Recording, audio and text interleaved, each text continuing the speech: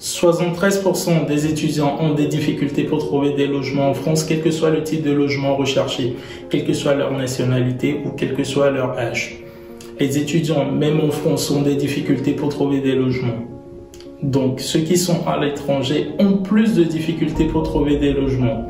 Dans cette vidéo, nous allons parler des différentes plateformes, des différents moyens utilisés par des étudiants pour trouver des logements.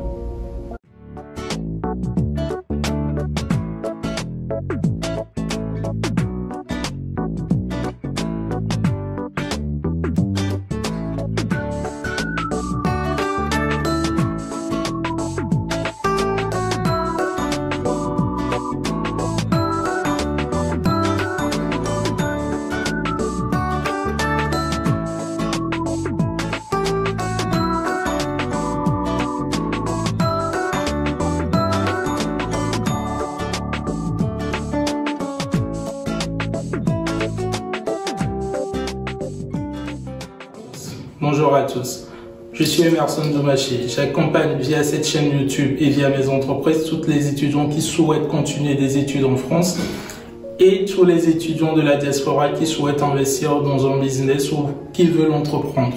Si cette thématique t'intéresse, je t'invite sans plus tarder à t'abonner à la chaîne et à cliquer sur la cloche notification pour recevoir toutes nos nouvelles vidéos. Avant de commencer la vidéo, nous allons parler de quelques termes utilisés dans l'immobilier. Les types de logements qui existent. On a des studios. Les studios, on appelle studio une pièce dans laquelle se trouvent tous les équipements. On a les studettes. Les studettes, ce sont des studios. Mais la seule différence entre un studio et des studettes, c'est que les toilettes sont dehors. On a des F1, des F2 ou des F3, ce qu'on appelle maintenant des T1, des T2 ou des T3. Le chiffre qui suit la lettre T ou F représente le nombre de pièces. Le F signifie fonction et le T signifie type. Un logement de T1, c'est un studio. La seule différence, c'est qu'il y a une cuisine séparée. L'avantage des fonctions des F ou des T, c'est qu'ils ont leur cuisine séparée. On a la colocation. La colocation, c'est un principe où tous les étudiants ont leur chambre respective et partagent des espaces communs, par exemple comme le salon, votre séjour, la cuisine, les toilettes, la douche, etc. CAF, la caisse d'allocation familiale, qui offre plusieurs aides aux étudiants et à toute personne en difficulté, y compris l'APL. L'APL, c'est l'aide personnalisée au logement. C'est une aide accordée aux étudiants ou toute personne en difficulté. On a le bail. Quand on parle de bail, c'est un contrat qui est signé entre un locataire et le bailleur. On a la sous-location. On a un contrat de sous-location, c'est un locataire qui signe un contrat à un autre locataire. On a la colocation. La colocation, on a deux types de contrats. On a les bails communs et des bails individuels. Des bails communs, ce sont des bails qui regroupent tous les étudiants ou tous les locataires dans le seul contrat. En gros, vous avez un contrat et vous avez des loyers par exemple de 1 000 € et tous les étudiants doivent cotiser les 1 000 € pour payer le bailleur. Donc, s'il y a un des étudiants qui ne paie pas qui n'a pas les moyens, les autres doivent cotiser pour payer le bailleur. Donc, on a des colocations à contrat aussi individuel. Les contrats individuels, tout le monde paie la part qui lui revient. Si vous avez une chambre à 200 €, vous payez uniquement que les 200 €. On a la caution. C'est une somme que vous payez juste pour garantir les meubles ou les équipements qui sont dans l'appartement.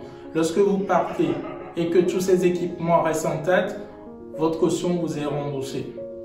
On a le garant. Le garant, c'est quelqu'un qui se porte garant pour vous. En France, il y a ce qu'on appelle VISAL. VISAL, c'est pour ceux qui n'ont pas de garant.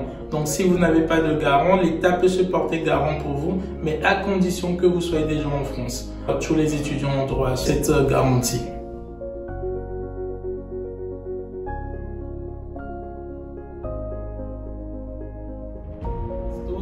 Les différentes plateformes. On a la résidence universitaire Crous. L'avantage des logements Crous, c'est qu'ils sont d'habitude proches des universités. On a la sécurité. La sécurité, ce sont des résidences sécurisées, soit l'entrée par un digicode où il y a des gardiens de sécurité. Ce qui ont des avantages, vous êtes entouré des étudiants. Donc les camarades, vous verrez des camarades de classe qui seront vos voisins. Donc ça pourra vous faciliter les échanges et travailler ensemble. Il y a aussi l'APL. Les logements CROUS sont éligibles à l'APL. Donc si vous avez des logements CROUS, vous bénéficiez d'une aide aussi au logement. L'inconvénient des résidences universitaires, c'est généralement la petite surface. C'est des pièces qui ne sont pas assez grandes. La moyenne, c'est entre 15 mètres carrés et les plus petites à 9 mètres carrés. On a la décoration qui n'est pas tellement top. On a le respect des règles aussi. Pour avoir un logement CROUS, il faudrait dans un premier temps faire une demande DSE. Tout se fait sur le site messervices.etudiant.gouv.fr. Quels sont les dossiers à fournir? De votre pièce d'identité, de votre certificat de scolarité ou de votre attestation d'admission, et des photos d'identité, le RIB et des documents du garant. Si vous n'avez pas le garant, vous pouvez faire appel au VISAL. Pour noter les résidences CROUS, l'accessibilité de la chambre, c'est-à-dire intégrer la chambre, on pourra donner une note de 2. Pour les équipements, on pourra donner une note de 3 parce qu'elle est généralement bien équipée. En termes de services proposés, on est à 3 parce que généralement les services, ce sont des services classiques. Et pour le loyer, on pourra donner une note de 4 parce que le loyer est moins cher. Mais juste que l'inconvénient, c'est que avoir cette chambre, elle est assez compliquée. Donc l'accessibilité, elle est à 2 et le loyer à 4.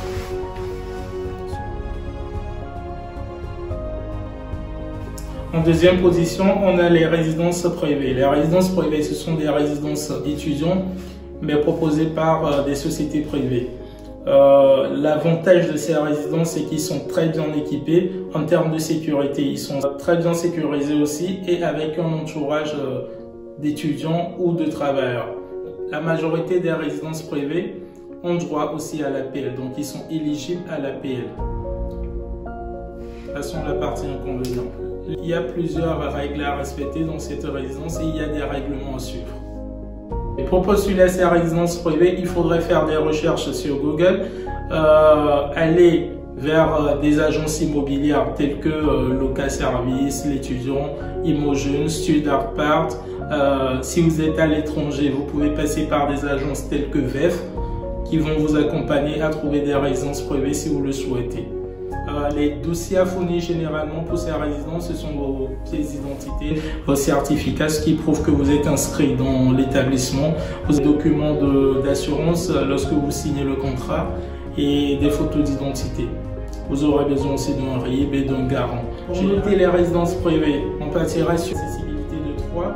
En termes d'équipement, on partira sur une note de 3 parce que vous avez de quoi cuisiner, vous avez un lit confortable, généralement des lits de 2 places, vous avez des fois des télés.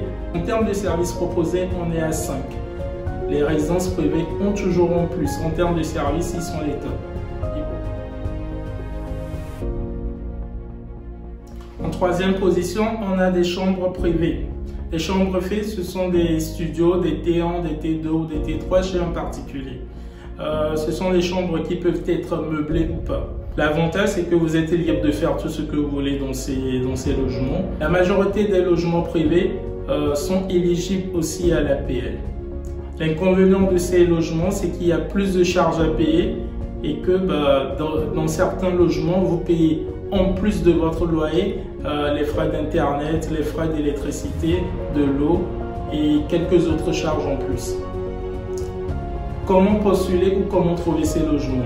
Il faudrait passer par des sites tels que ceux de la résidence privée et en plus des sites de location en particulier, du genre Le Bon Coin par exemple, leboncoin.fr. Vous trouverez des logements proposés par des bailleurs particuliers. Il y a aussi des associations. Vous pouvez passer par des associations de votre pays. En gros, si vous êtes Togolais, vous pouvez rechercher l'association des Togolais par exemple dans la ville de Paris et vous contactez l'association en leur demandant s'ils ont peut-être un ancien étudiant qui libère une chambre ou s'ils ont une chambre à vous proposer. Donc vous pouvez soit passer par des associations, par le site Le Bon Coin ou par d'autres sites d'agences immobilières. Quels sont les dossiers généralement à fournir pour ce type de logement? Les bailleurs ne sont pas trop exigeants au niveau des pièces. Donc ils vous demanderont une pièce d'identité sûrement, un certificat de scolarité prouvant que vous êtes vraiment inscrit dans l'université en question. Il faudra aussi prouver au bailleur que vous avez les moyens de payer le loyer, soit par un contrat de travail, soit par votre attestation de virement irrévocable. Pour noter chambre chez les particuliers, en termes d'accessibilité, on cadre parce que dans certaines villes, trouver un logement chez un particulier est moins compliqué que d'intégrer le CROUS ou une résidence privée. En termes d'équipement, ils sont très bien équipés. En termes de loyer, on est à 2. En quatrième position, on a la colocation. De la colocation, c'est généralement l'espace. Vous avez un grand espace que vous partagez. Vous avez le salon, vous avez la cuisine et vous avez une espérance de vie aussi un peu particulière que je conseille à tous les étudiants d'en faire. Ce sont des logements éligibles à l'APL. En termes d'inconvénients, on a quelques règles entre colocataires. Il y a aussi le fait de supporter les autres, de supporter l'autre et la façon de vivre en société. Pour trouver des logements en colocation, il faudrait rechercher sur des sites d'échange entre particuliers tels que apartager.com qui est un site dédié à la colocation. On a des agences aussi immobilières qui proposent des colocations. On a aussi le Bon Coin. En termes de notes, l'accessibilité à la colocation, elle est à 4. C'est pas trop compliqué de trouver des logements en colocation. En termes d'équipement, on est à 4 parce que les logements en colocation sont généralement bien équipés. En termes de loyer, on est à 5.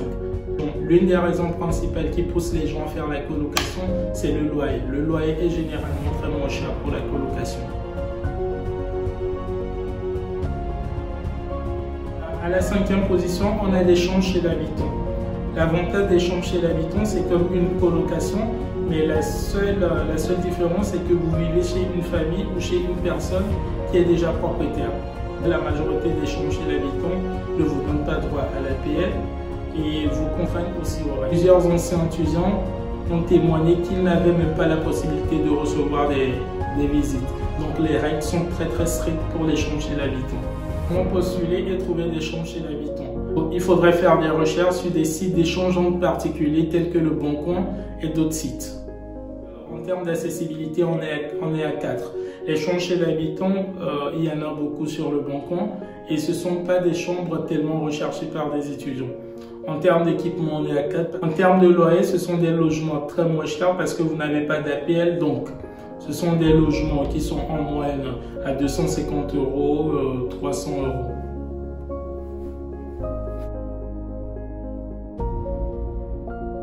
Il y a aussi différentes plateformes sur lesquelles vous pouvez trouver des logements. Il y a aussi différents types de logements comme des foyers catholiques, aussi des foyers évangéliques. Vous avez des auberges de jeunesse ou des logements temporaires qui vous permettront d'avoir une réservation sur 1 mois ou sur 2 mois, le temps de trouver un logement si vous ne trouvez pas un studio ou un logement fixe avant votre arrivée. Quelles sont les actions à faire après avoir regardé cette vidéo? La première, c'est que le temps de recherche est assez long, donc il faut commencer les recherches tôt. Deuxième point, il faudrait faire beaucoup de recherches. Troisième point, il faut passer par les agences si vous avez les moyens. Évitez d'envoyer de l'argent via Western Union ou via MoneyGram si vous n'avez pas vu le logement. Si vous êtes à l'étranger et que vous n'arrivez pas à trouver un logement, vous pourriez soit nous contacter directement via notre site web, via notre adresse email contact@vef-france.fr ou soit par les réseaux sociaux. Si vous avez aimé la vidéo, n'hésitez pas à la liker. Si vous n'êtes pas d'accord sur un point énoncé dans cette vidéo, vous pouvez le mettre en commentaire.